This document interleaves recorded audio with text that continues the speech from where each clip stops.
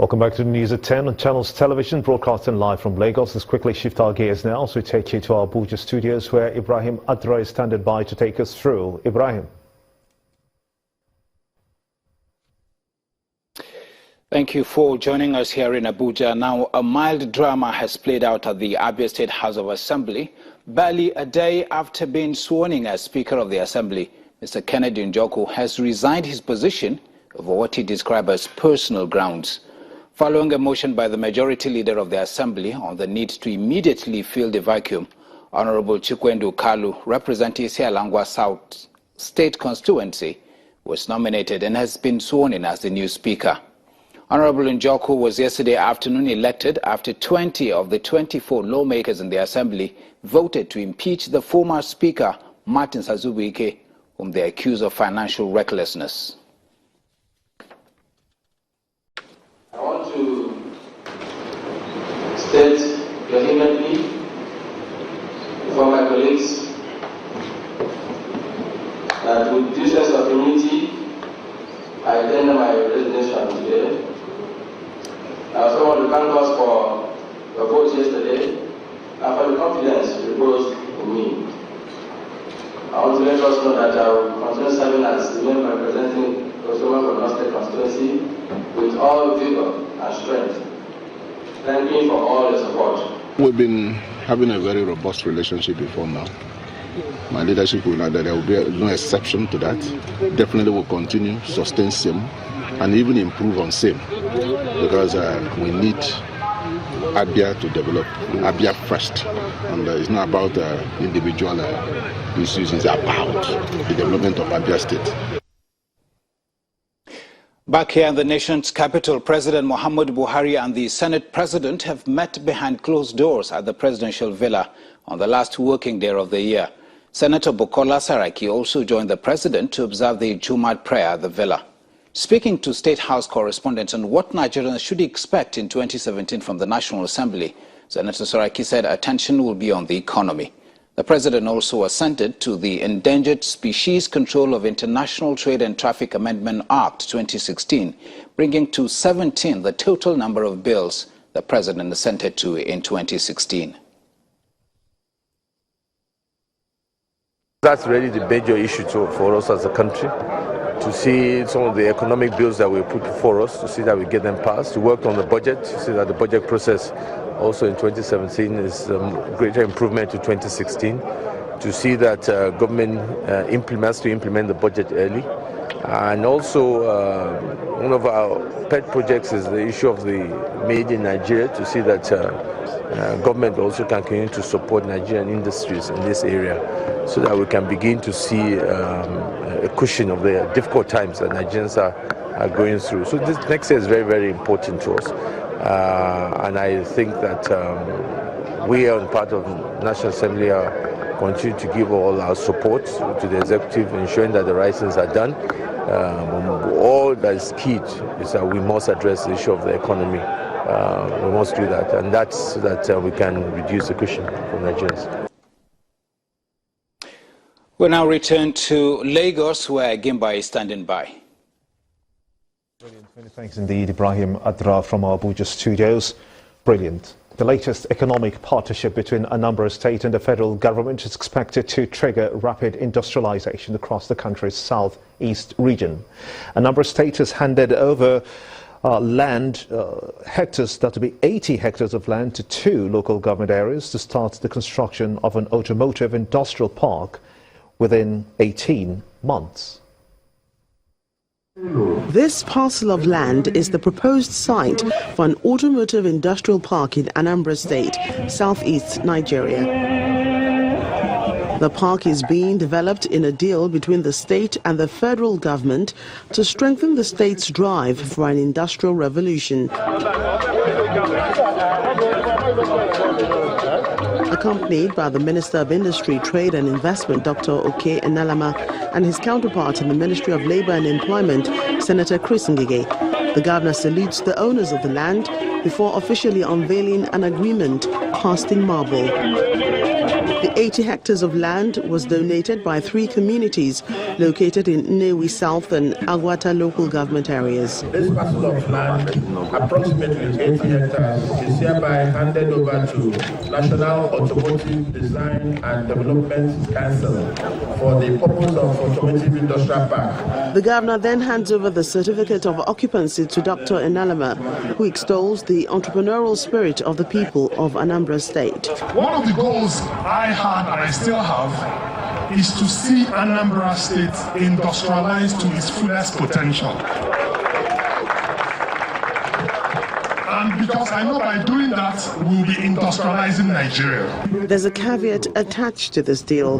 The federal government must develop the land within 18 months or risk losing it. Anambra State is the smallest state in Nigeria today because of erosion.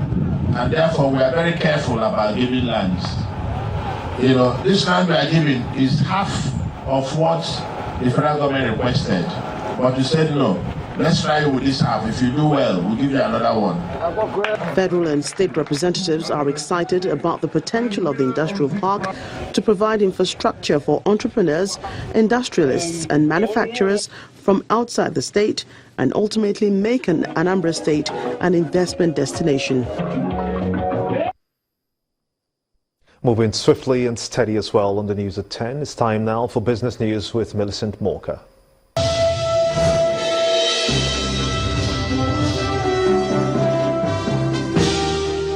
Many thanks, Kimber. Welcome to Business News. So it's the latest, well, the last Friday in 2016. Stocks and global market performances have been mixed.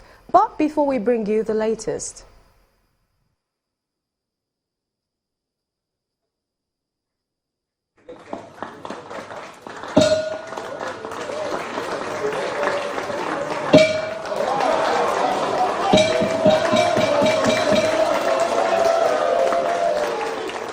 We begin in Nigeria, where Professor Wole Soyinka has advised the government to be more open to suggestions from the public. The Nobel laureate said this at the Nigerian Stock Exchange while closing the last trading day of the year. There's so many factors which go into providing a stable economy, a humane economy, because there's so much risk-taking, so much presumptions.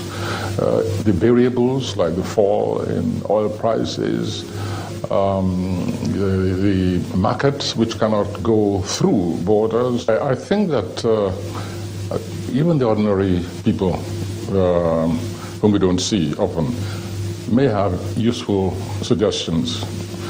Even demands can be a form of suggestion, you know, and that means that areas which the experts had not thought about may be covered just by the ordinary peasant, the ordinary worker in the Johnny bus stop, as to use the common expression, and the government itself can possibly learn a lot by that kind of globalization of an encounter. So the last trading day for 2016 ends on a positive note in line with traders and analysts' forecasts. Well, today's performance increased the month-to-date gain to 6%, while full-year loss fell to 6.37%. Harriet Agbayin has a summary of today's transactions.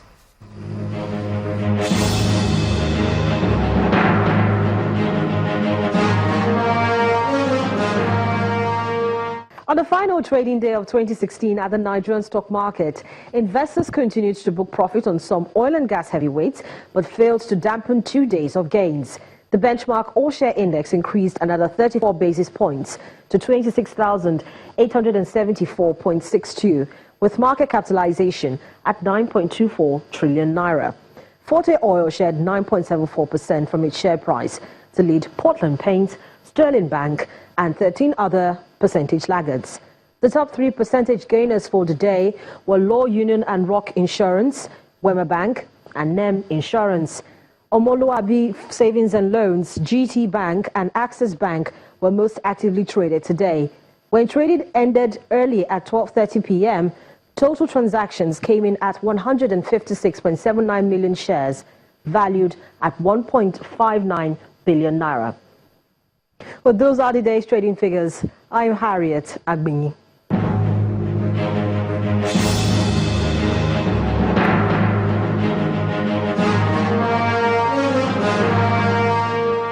thanks, Harriet. Well, U.S. stocks opened flat for the final day of trading in 2016 as the Dow looks to break its 7-week winning streak. With more is Jill Malandrino, VOA Channels Television business correspondent in New York, reporting from the NASDAQ market site.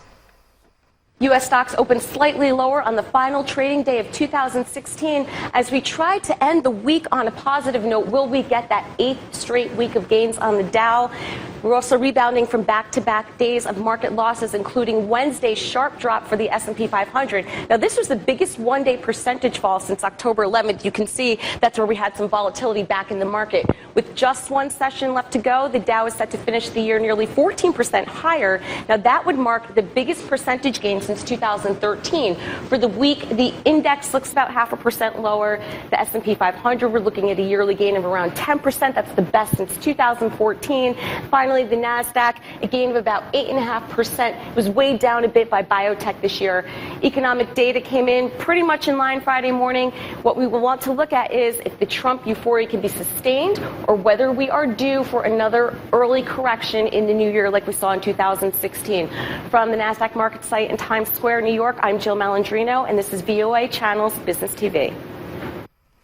Many thanks, Jill. Well, it's not over yet as European bourses finished the last trading day of this year on a slightly higher note after opening in red.